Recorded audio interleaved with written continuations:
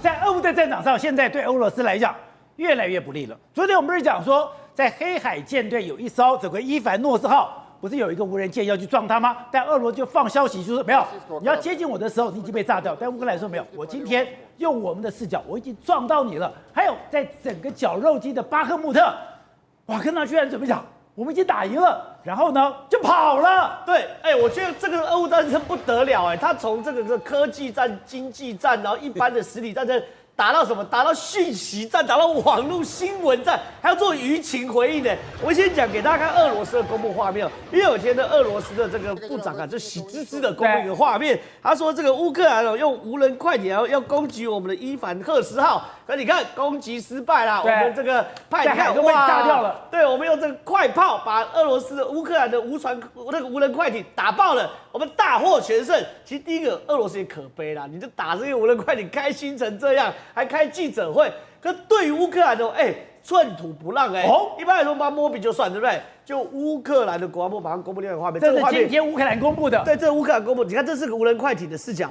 那你看这无人快艇呢？对，它往俄罗斯打的时候呢，确实有些确实有些机枪过来，可是没有真的打到这个无人快艇。你看这无人快艇接近的时候，旁边是有些水花，感觉是机枪射到。可是这无人快艇的记者，你可以仔细看，它是直接撞到这个所谓去做停止。所以无人快艇不是只有一艘，它可能有很多艘。我有一艘虽然被你炸掉，但你杀了一个我，还有千万个我。当然是嘛，我是俄罗斯乌克兰去打这个俄罗斯的军舰。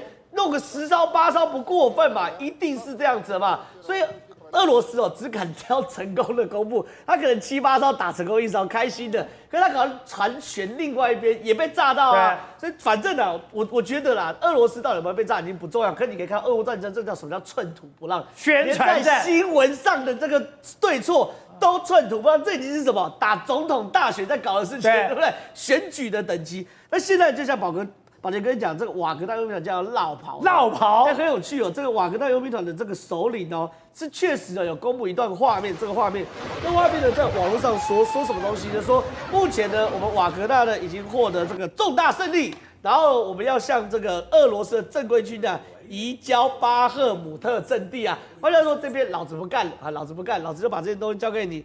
而且呢，他们非常说在5月25号的时候，他们要撤军了。对，他们说5月25号的时候，我们今天就要开始撤离部队喽。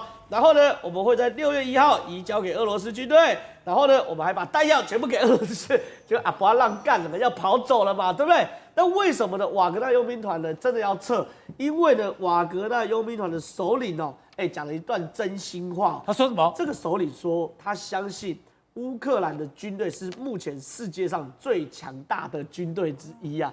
就是我们讲久病成良医嘛，你打仗打久了，你乌克兰也会变最会打。他说乌克兰强大的不可思议，他说他们的组织严密，训练有素，情报系统处于最高水准，而且呢，不论是苏联制的还是北约制的军备全部都会，他什么武器都会用，什么武器都会用，所以这真的是这个压力使人成长啊。乌克兰的这个军队打了这1年多，彻底要把俄罗斯打垮的时候呢，就表示乌克兰真的是目前地表上最骁勇善战的一支军队，除了美军之外，我认为乌克兰可能是最强哦。不是，而且像讲的，现在瓦格纳根本觉得我已经不是你的对手了。对，他是说他是不是嘛？打仗打到一半说撤离交给正规军，然后说我真的你太强，你是世界上最强的，你情报战最强。所以瓦格纳真的是不要浪杠。那到底前线发生什么事？给大家看，俄罗斯的风暴部队集体投降。这个为什么叫风暴部队？它是属于110独立摩托化步兵旅，就是说它是那种快速机动的这个部队。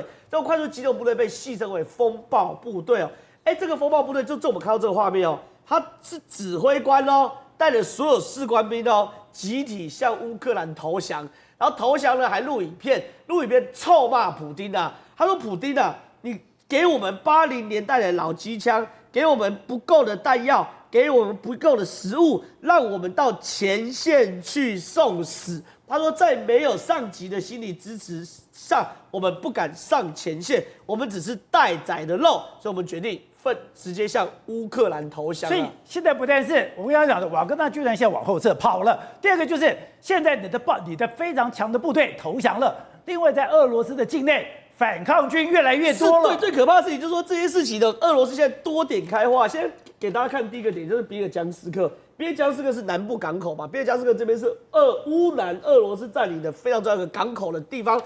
比尔江斯克在5月25号的时候呢，在晚间遇到大爆炸。就炸什么？炸这个电缆线工厂，就是那个电缆线的关键节点把它打掉。但目前呢，看起来应该是这个英国支援的这个风暴之影啊，这个高精准度的飞弹去炸的，巡弋飞弹去炸。好，这是比尔江斯克。对，再来看呢，别尔哥罗德啊，别尔哥罗德在乌克兰北边，在俄罗斯境内，乌克兰的北边最接近俄罗斯境内的城市嘛。别尔哥罗德边境，我们之前讲过嘛，是当地的反抗军，对不对？去占领的这个所谓的检查站。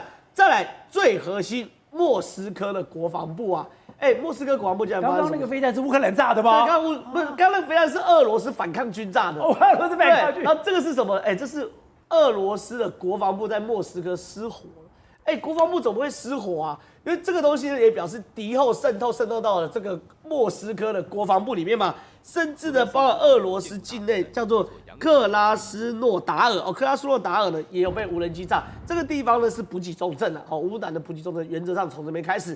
结果呢，你看有无人机去炸，所以打破带回来没看。现在呢，从克拉斯诺达尔、比尔江斯克、比尔哥罗德到莫斯科都有恐怖攻击。都有战争发动，所以表示不只是不只是乌克兰，俄罗斯的境内也产生了烽火连天的状况。所以现在俄罗斯你不但已经没有进攻的能力，你连你本来的防守都出问题了。对，所以说现在要谈什么东西？谈说你为什么要轰炸别尔江斯克跟克拉斯诺达尔？因为呢，一般来说啊，俄罗斯的物资会在克拉斯诺达尔这边集结，透过船跨海运到比尔江斯克，在比尔江斯克这边散到乌南地区。所以看起来打这2个地方就是要为什么？为乌南战争中去做清空，要把俄罗斯在乌南的补给把它清掉。那比尔哥罗德呢，其实是什么？俄罗斯反抗军在俄罗斯境内做的战争行为，这要干嘛？要推翻普丁啊！他是要让俄罗斯内部烽火的多点开花。可我要问，这些反抗军的武器哪里来？你不要跟我讲说是俄罗斯境内买，俄罗斯普丁自己都没有武器嘛？那这些反抗军背后一定是老美 CIA 在后面给他介入嘛，让他可以增加普丁未来俄罗斯解体的可能嘛？所以现在烽火连天，普丁可能在忙着灭火。好，所以董事长现在在俄罗斯的境内有那种暴风雨的宁静，有一种非常不安的气氛，现在已经打到俄罗斯去了。现在所有发生的叫做战斗，叫做中小型的战斗。那这个战斗目的是干什么呢？它不在每一个地区发生战斗，就乌克兰部队在有很多小股分散的力量，在每个不同的乌东、乌兰，还有新的这个乌西、这个比尔哥罗德，他这种打法是干什么呢？他要找缺口，他要找到你防卫的缺口。那个防卫缺口一旦被他找到的时候，他后面就有可能做中央突破的可能性了。那个突破下去的话，就可以做出你也知道，我们当过兵都晓得嘛。一旦他能够做快速的突破进去的话，就变成把你这个乌东乌兰大股的部队的有生力量做整个包围的夹杀的可能性，就是老共常讲的包饺子就是这个概念嘛，就变成形成一个新的口袋啊，所以他们在做，目前在探测。老共喜欢讲这句话，就做单点突破，炸弹开花。对，炸弹，所以他其实就单点突破，或者我们讲说，其实他在找那个可以突破的点，所以有很多地方在打。很多小股力量在打，这是测试你到底什么地方你的反应能力有多强啊！这是第一个，他目前在做这个工作。等他确定了几个地方之后，会看到很快速的大部队的运动，那个就是后面所新的这些所谓他有7万多的这种步兵嘛，对，包括他的新的这种豹式坦克啦，包括他的这些新挑战者坦克等等，这是目前陆战的部分。但是我比较好奇的是说，这个海上无人快艇是怎么回事？对，因为目前全世界在这个所谓的海战部分，第一次有看到有无人快艇用遥控的方式去攻击大型的舰艇嘛，而有成功的案例来讲，他搞了好几次，他不是这一次，然后几个月前他搞了一次嘛，没错啊，他甚至把那个科斯大桥给炸了一块。那目前有能力发展用无人快艇、用遥控、用夹带炸药去做攻击，能够突破这个所谓的敌军的这个所谓包围这个封锁网，它有很多，还有海上的一些空中的封锁网啊，你怎么能够突破的？对，你突破的话，你会被锁定嘛？是。你看我们的雄风飞弹，我们的雄2，打渔船都可以打到啊，这怎么打不到呢？它快速好不好？对，你快速它也可以锁定啊，因为这个距离是很长，因为海上快速给你跑40节好不好？你还是很慢的、对不对？你比空中还是慢很多，就是不是这样讲？它怎么打到的？怎么可以接近？这个就很奇怪的一件事情。我们看了全世界，我个人的理解了，我不知道有很多可能观众可以来提供一些资讯来指导。就英国有发展这种系统跟设备，英国有无人舰艇的成熟的发展技术，而且目前它仍在军事上还没有到编装的阶段哦。那这个已经开始使用，那怎么那么厉害的东西呢？所以我认为说，所以我一直怀疑它现在的真正的攻击目标。他还在探索中，还在做不同的这个选择。对，但选择定位以后，那个的第一集才是真正决定性的战争。所以现在是大战开始之前的前奏曲。对，这个在一开始，如果第一集成功的话，那就会对俄罗斯就有致命的打击了。那个致命的打击才会有到后面有重大突破。那这个就是北约一直在等待的东西。好，瑞德。过去你是政战特遣队，政战特遣队做什么？就做袭扰。你说现在乌克兰就做袭扰，而这个袭扰，刚刚讲的，我就是遍地开花，在遍地开花，我就要形成一个单点突破，全面进攻。没有错。那么政战特遣队呢，是国内的少数，也有人说是天威部队其中一支啊，就专门去搞渗透的。我在国内，我当年30几年前啊，那么在国内搞这个渗透啊，然后呢，那么颠覆的各式各样的爆破的时候呢，我从来没有失手过，我每次都得逞。我们有一次还把海巡相关的这个的枪支都偷走，你知道吗？所以呢，事实上呢，那么袭扰破坏，然后搞爆破，一个人可以颠覆你整个部队，这就是特战部队的厉害嘛。我一直讲，我在这次乌克兰那么对付俄罗斯的整个俄罗斯连串的爆炸案里面，嗅到我习年部队的影子。这因为这都是我们干的，你知道吗？我们甚至于会破坏袭扰，会做这个所谓的延迟引爆。因为你如果马上现场就引爆的话，你要离开的时候，他们现场就会把你抓起来嘛。所以急躁爆药、延迟引爆，这我们都会哦。然后呢，专门针对包括炼油厂、包括油库、包括弹药库，也是我们专门干的好事哦。甚至于对这个等于说粮食区还有你所谓的饮水用具下去下毒啊，那对你的车辆进行爆破。你看过兰坡的电影，我们大概都受过那样的训练。那你为什么这是战争大战的前奏呢？没有错，而且要命的是，我们穿着的还不是这个所谓的军服，所以你根本不知道我在哪里。我可以引申到老百姓里面，我也可以穿着你俄罗斯军队的军服啊，这就是当年政战特遣队那么可怕的一个地方嘛。那么很高兴的告诉各位，在昨天深夜的时候呢，一架波音747那么载的货机啊，载着直接从美国来的这个等于说刺针飞弹、肩射型的刺针飞弹呢，直接降落在我们的机场了。这些是美国给我们的5亿美元的支援里面的一部分。那么刺针飞弹呢，事实上是肩射型的，这是我们之前那么跟美国购买，马英九当总统的时候，美国都不卖，后来是蔡英文当总统以后，美国才卖了250枚的这个肩射型刺针飞弹。为什么？因为它太神出鬼没了。那么我们台湾有全世界最多形态的刺针飞弹，我们有阿帕奇，那么空中发射的刺针飞弹，我们有悍马车，那么直接一个发射筒有4枚啊，那么可以最多发射，总共一口气发射16枚的刺针飞弹的复仇者飞弹。